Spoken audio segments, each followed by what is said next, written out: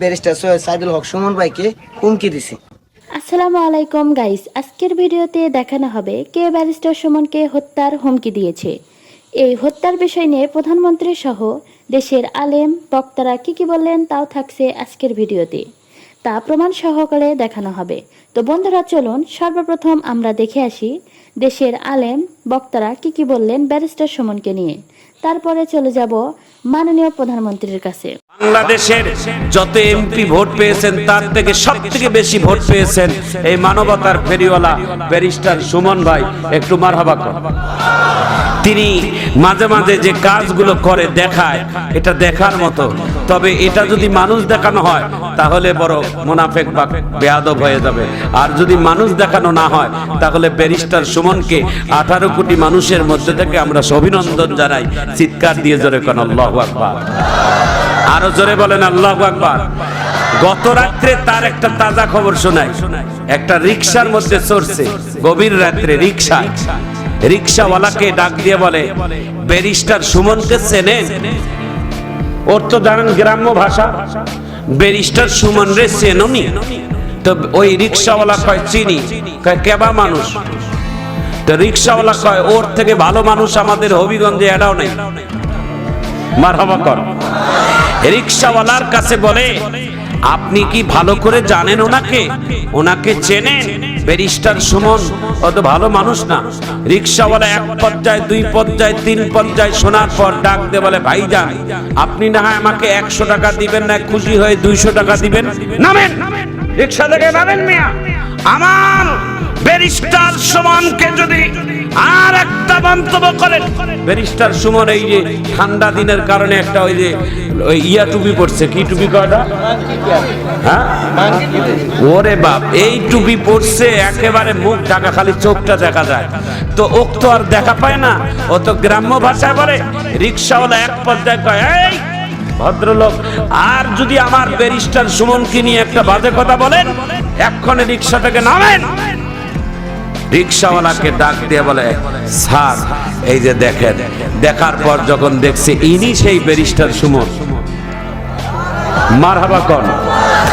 রিকশাওয়ালা একটা লাফ দিয়ে ব্যারিস্টার সুমনকে বুকে জড়ায় নিয়ে বলে, বাজান মাফ করে দিয়েন বাজান, এতক্ষণ বাবদ ব্যারিস্টার সুমনের বদনাম করছিলা বলে আমি যাতা বলছিলাম।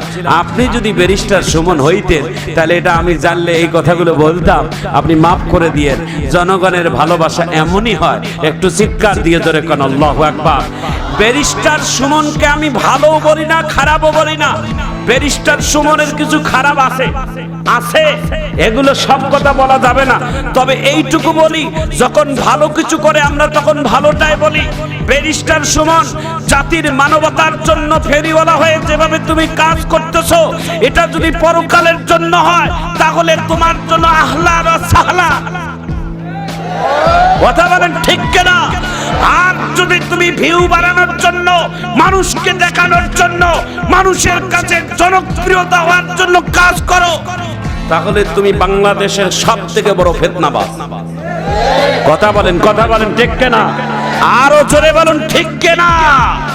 আমার ভাইজান, আমার বন্ধুগণ, ব্যারিস্টার সুমন স্যার পিএস কে ডাক দিয়ে বলে, আজকে এই শীত বস্ত্র কম্বল বিতরণের অনুষ্ঠানে আমি ব্যারিস্টার সুমন 10 মিনিট দেরি করার আসার কারণে আজকে আমার পক্ষ থেকে তোমরা জরিমানা করে দাও।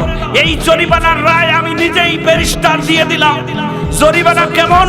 বলে, একটা কম্বলের জন্য তোমাদের কাছে দাওয়াত করেছি, একটা করে কম্বল দেব। যেহেতু আমি ব্যারিস্টার সুমন রাস্তায় জ্যামের কারণে 10 মিনিট পরে তোমাদের কাছে আসলাম, জরিমানা হিসেবে আমি কম্বলের পাশাপাশি 100 করে টাকা দিয়ে দেব।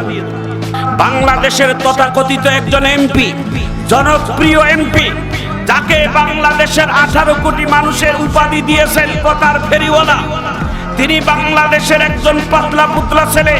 তিনি হলেন বাংলাদেশের ব্যারিস্টার, যাকে বলা হয় সুমন। মারহাবা কর। মানবতার ফেরিওয়ালা তাকে বলা হয়। আমি তার ব্যক্তিগত জীবনের দিকে তাকাই না, তার জীবনে ভালো মন্দ দুইটাই আছে। তিনি এই বাংলাদেশের ওলামায়ে কেরামের ব্যাপারে অনেক খারাপ মন্তব্যও তার ছিল, আমি প্রকাশ করি, এটা স্বীকার করি। তবে এখন তিনি বাংলাদেশের জনপ্রতিনিধি, বাংলাদেশের হবিগঞ্জের জেলার একটা আসনে এমপি প্রতিনিধি হয়ে বাংলাদেশের একজন এমপি হয়েছেন, যিনি বাংলাদেশের সবথেকে বেশি ভোটে জয়ী হয়েছেন, তাকে জনগণ ভোট দিয়েছেন। মারহাবা কর। এই যে গতকালকে এই শীতের রাত্রে শীত বস্ত্র বিতরণ করার এক ঘটনা ঘটলো, যে শীত বস্ত্র কম্বল বিতরণের ঘটনা এলাকার মানুষজনকে দাঁড় করাই রাখছে। তার গাড়ি জ্যামের কারণে সঠিকভাবে পৌঁছিতে একটু পারে না, একটু বিলম্ব হওয়ার কারণে ব্যারিস্টার সুমন সর্বপ্রথম ওই সাধারণ জনগণের সামনে দাঁড়িয়ে এই জোরহাত করে বলছে, জনগণ আমার একটু 10 মিনিট আসতে দেরি হলো, আর আপনারা সামান্য একটা কম্বলের জন্য যে এতক্ষণ দাঁড়িয়েছিলেন, এই জন্য আমি আপনাদের এমপি আপনাদের কাছে সর্বপ্রথম মাপ চাই। মারহাবা। এমন একজন আদর্শ নেতা, এত কত সুন্দর কথা। এই কথা যখন বলছে, জনগণ সবাই বলে, ব্যারিস্টার সুমন বাবা, আমাদের এই 10 মিনিট বসে থাকা কোনো কষ্ট নাই, তোমাকে ক্ষমা করে দিলাম। আল্লাহু আকবার বলেন।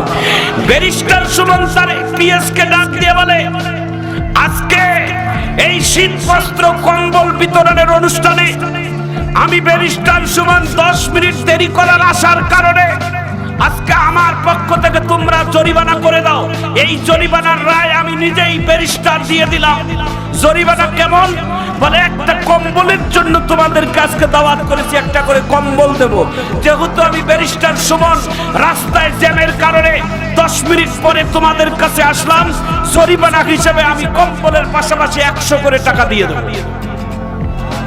সুবহানাল্লাহ। 100 টাকা করে জরিমানা হিসেবে আমি ব্যারিস্টার সুমন তোমাদের হাতে দিয়ে দেব। কিন্তু এটা দেওয়ার কথা ছিল না, দেওয়ার কথা ছিল শুধু একটা কম্বল। যেহেতু 10 মিনিট দেরি করে আসলাম, এই হিসাবে আমি তোমাদেরকে 100 টাকা করে জরিমানা দিয়ে দিলাম। তাহলে বলেন তো, ওইখানে যারা সাধারণ গরিব মানুষ আছে, ওরা অন্তর থেকে ব্যারিস্টার সুমনের জন্য দোয়া করছে কিনা? কথা বলেন, কথা বলেন। আমি মনে করি বাংলাদেশে ব্যারিস্টার সুমন যদি এটা আল্লাহর খুশির জন্য করে, মানবতার জন্য করে, তাহলে আমরা 18 কোটি মানুষের পক্ষ থেকে ব্যারিস্টার সুমনকে স্যালুট করি। আর যদি এটা মানুষ দেখানো হয়, তাহলে ব্যারিস্টার সুমনকে আল্লাহর কাছে বেশি জবাব দেওয়া লাগে। কথা বলেন, কথা বলেন, ঠিক কিনা? মানবতার ফেরিওয়ালা ব্যারিস্টার সুমন ভাই, আপনাকে আমরা মুবারকবাদ জানাই। কারণ আপনি রাত্রির গভীরে রিকশার মধ্যে চড়ে অনেক সময় গরিবদের খোঁজ খবর রাখেন, গরিবেরা কিভাবে খায়, গরিবেরা কিভাবে ঘুমায়। আজ থেকে 1400 বছর আগে খলিফাতুল মুসলিমিন উমর রাদিয়াল্লাহু তাআলা আন যেই কাজটা করেছেন, এই কাজ মোতাবেক বাংলাদেশের শত যারা এমপি মন্ত্রী আছে, তারাও যদি এরকম করে, এই দেশটা সেই নবীর দেশের মতো হয়ে যাবে। একটু চিৎকার দিয়ে জোরে বলুন, ঠিক না? ঠিক। আজকে সাংবাদিকেরা একটা পত্রিকার মধ্যে লেখছে, এমপি কাকে বলে, এমপির কাজ কি, এবং এমপি কাকে বলে, এবং এমপি কি কি কাজ। এই কাজটা যদি সঠিকভাবে মানুষ দায়িত্ব পালন করে, আল্লাহর কসম, এই দেশটা সোনার দেশ হতে বেশি দিন সময় লাগবে না। একটু জোরে বলুন, ঠিক না? তো বন্ধুরা, এতক্ষণ আপনারা শুনলেন ব্যারিস্টার সুমনকে নিয়ে বক্তা এবং আলেমের মুখে প্রশংসার। তো বন্ধুরা, এই বক্তার মুখে ব্যারিস্টার সুমনের প্রশংসা শুনতে আপনাদের কাছে কেমন লাগছে অবশ্যই কমেন্ট বক্সে কমেন্ট করতে ভুলবেন না। আর হ্যাঁ, ব্যারিস্টার সুমনকে নিয়ে এমন নিত্য নতুন আপডেট খবর সবার আগে পেতে এখনই আমাদের পিচ্চি সাকিব চ্যানেলটি সাবস্ক্রাইব করুন।